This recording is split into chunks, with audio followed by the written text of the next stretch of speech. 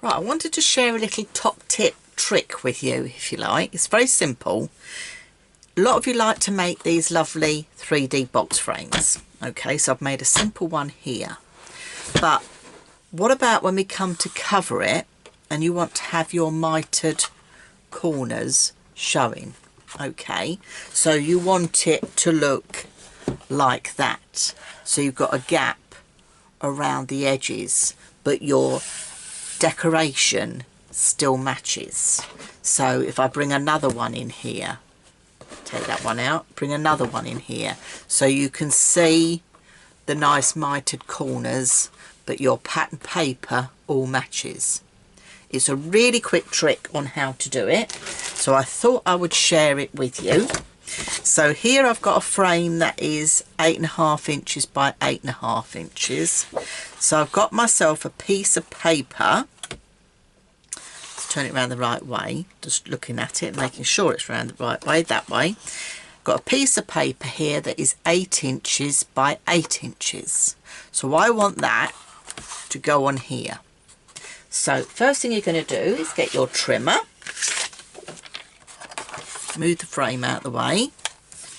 Get your trimmer. Let me try and bring that all into one. And you're going to put your piece of paper in diagonally.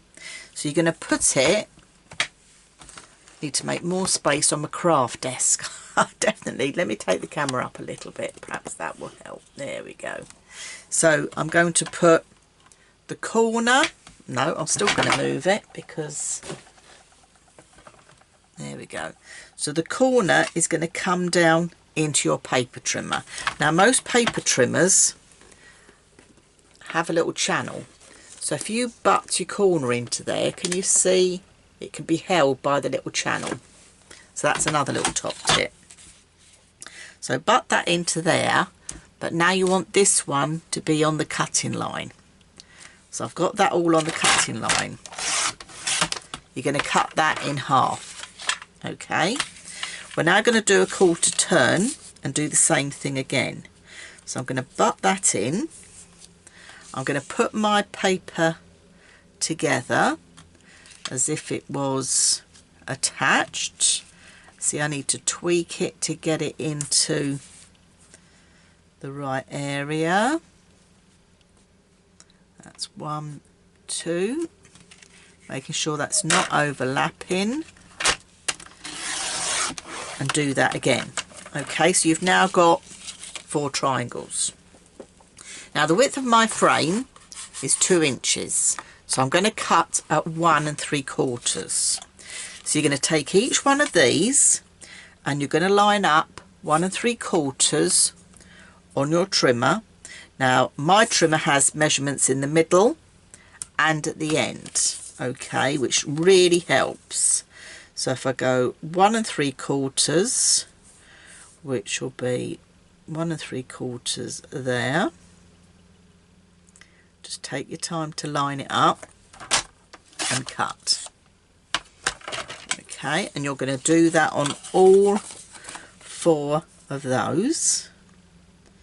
So lining that up. Oh, that slipped. Don't let it slip, Dawn, because then it won't work. I think I'm needing a new blade again in my trimmer.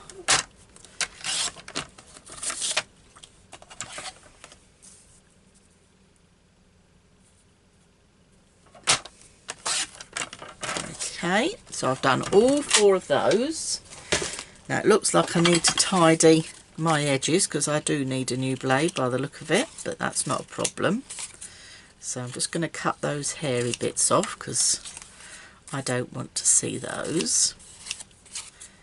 And what we're going to do is we're going to start paper piecing this pattern back together. Alright. Now I do like to ink my edges because I think you get that just cut look, but I don't do heavy distressed look. I just do a light inking of the edges, just so when you're looking at your project you're not looking at the white where you've just cut round the edge there. So should have put myself a new blade in, but never mind, we're done now. Doesn't take very long. There we go. So we're going to match these all together again.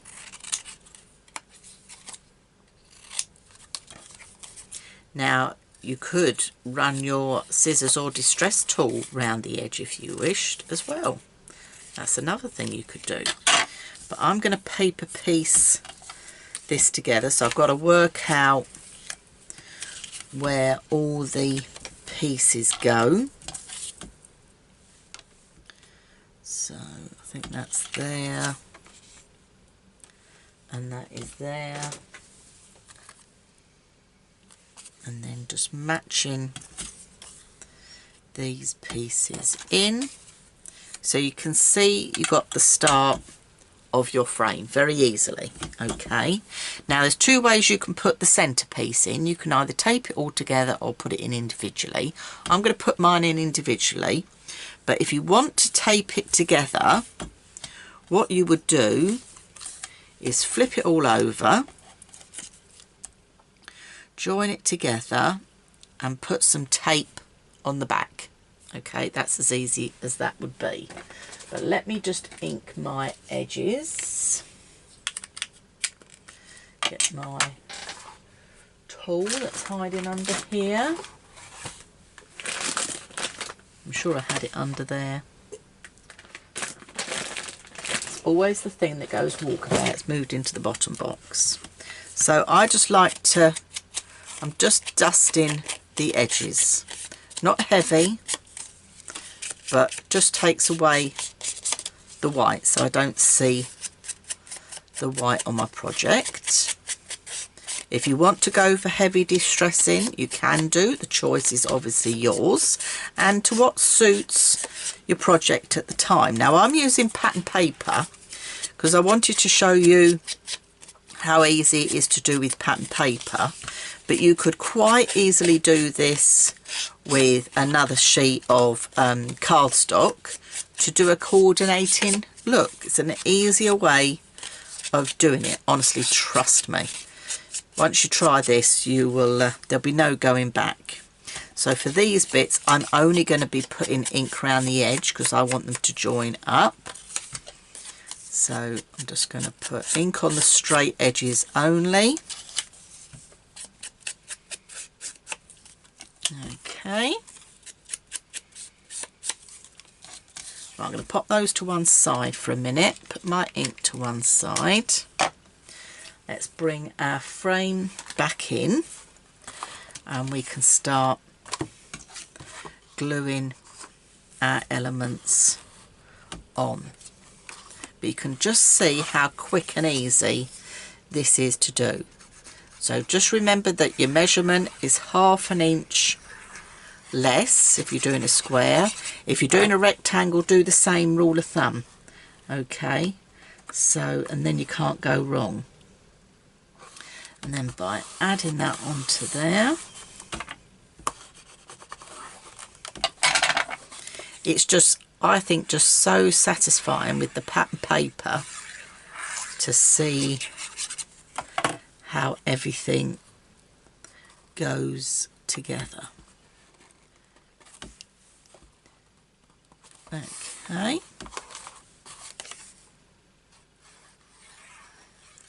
And if you're loving these papers, these are papers that I am going to be using in my April mini album retreat project. So any of you ladies that are watching from the April mini album retreats, you will be using these beautiful papers and more.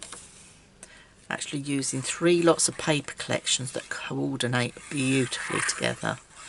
I'm really pleased with how the project's come out, but I just thought I'd use one of those as I've got it to hand. So there's your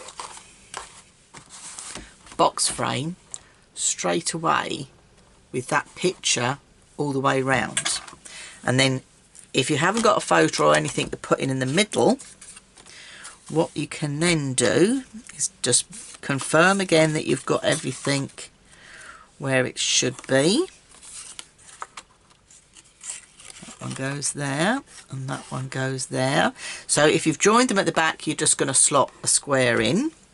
If you haven't, you're just going to glue the backs. And if you are putting a picture in, it doesn't matter, because this means you've got like a little border around the edge. Excuse me if you can just see my head. So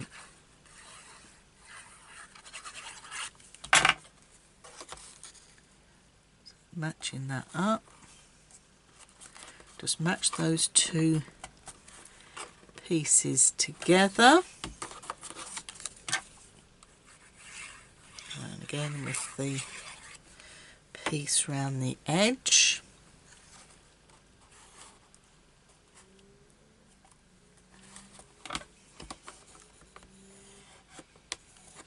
Oh, that slipped. I had it all nicely done and it slipped. There we go. And the last piece,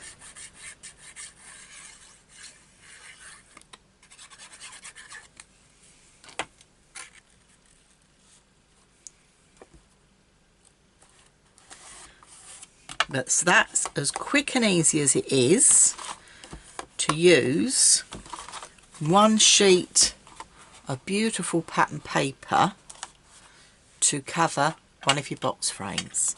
And it's nice that you've got the, you doesn't need much more in it. If anything, I would just put a nice chipboard sentiment or something inside there, because with the flowers and the picture going on there, it's perfect. But if you put a picture in the middle, not a problem at all, because you've got the nice border already there for you. So that's my little top tip on how to cover your box frames so you've got beautiful mitre corners.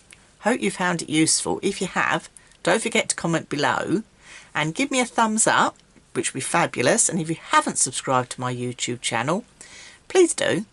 See you soon. Bye for now.